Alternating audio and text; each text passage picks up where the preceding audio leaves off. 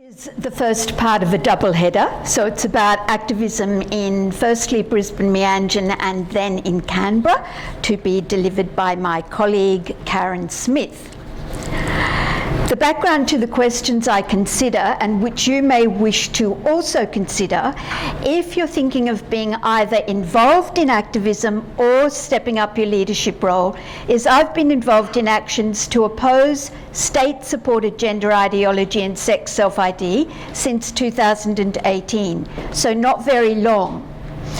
There are significant questions around this particular subject area that don't need the same level of consideration when talking about other areas of activism that I've been involved in, such as abortion rights.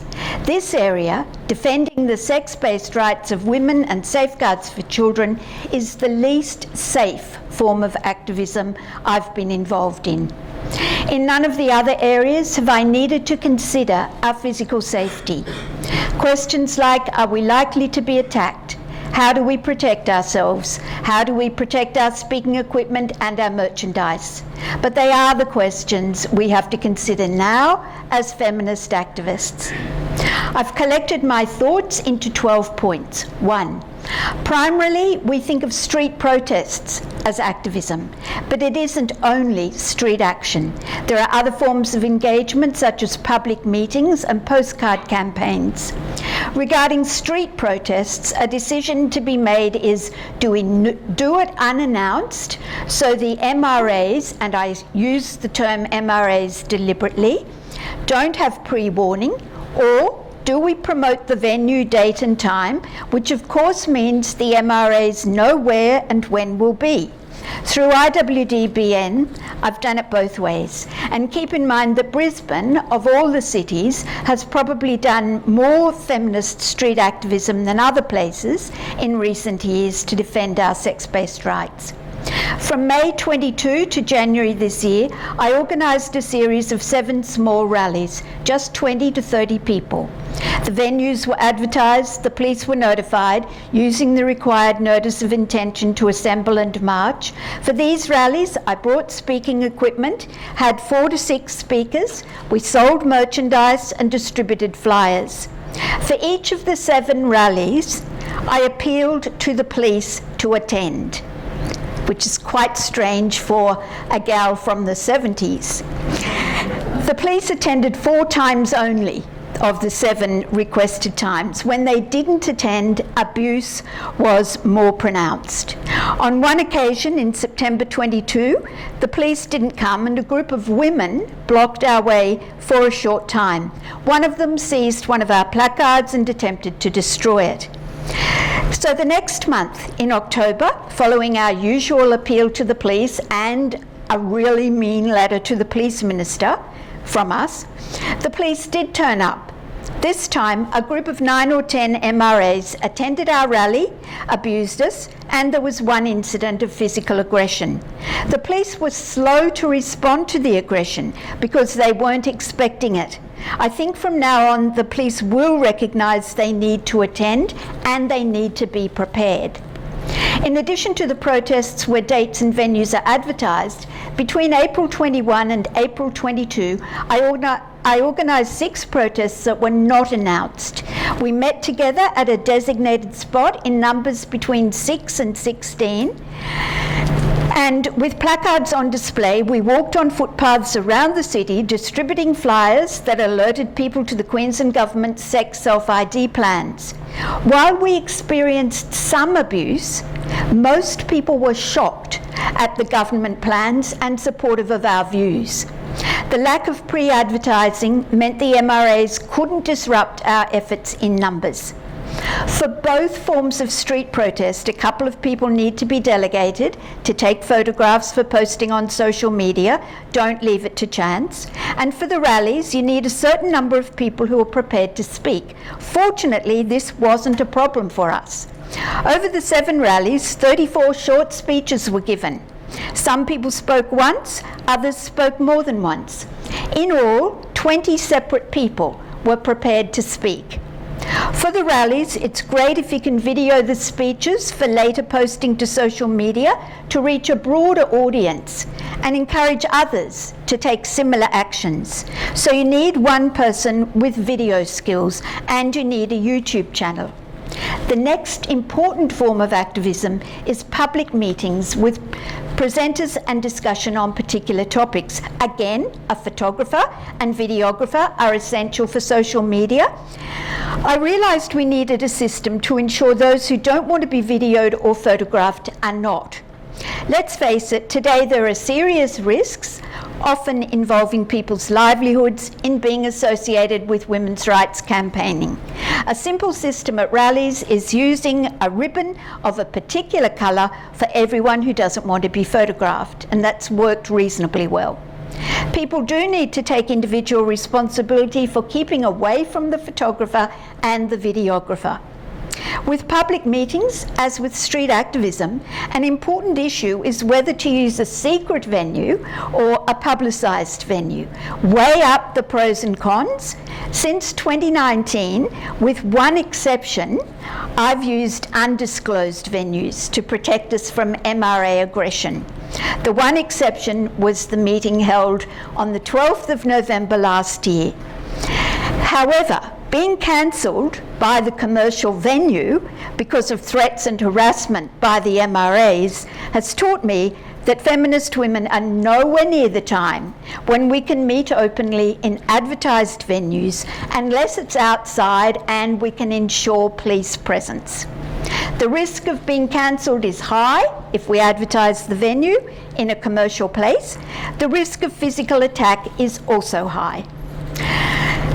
Number 3, sneaky activism, a term coined by a woman who's in the room at the moment. So that's the use of stickers and or Sharpie slogans in public places. Of course, I would never suggest that anyone actually write Sharpie slogans or put stickers in public places. It isn't legal. But if you happen to see any stickers or slogans, and I see them often, supporting women's sex-based rights, then take a picture and put it on your social media page or send it to me. I post them every Sunday on the IWDBM page.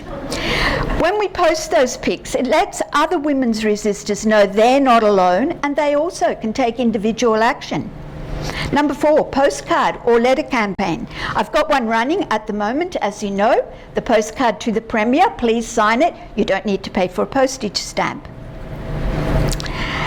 The message is simple and brief. Sex self-ID harms women and children. Please don't pass the law. 5, group submissions. Coming together in real life to list the points to use in a submission. For example, a small group of 7 of us came together at Christmas time to talk about the points we wanted to make in our submissions to the Queensland Government on sex self-ID.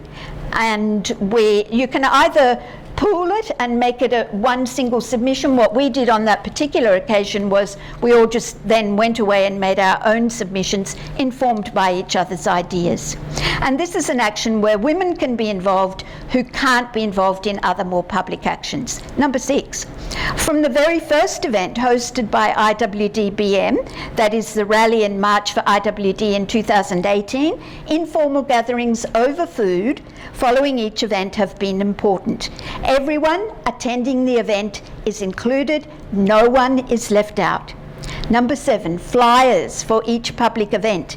For marches, make sure the flyers include your chants, as we will be doing tomorrow. Keep them simple and brief. Ensure you've consulted with others about which chants to use, and then stick to those chants, no surprises. You can ask MPs to do your printing. When I used to campaign on abortion, it was Labor Party MPs who did my printing. Now it's the other side. For the chants, delegate chant leaders, each of whom has a megaphone.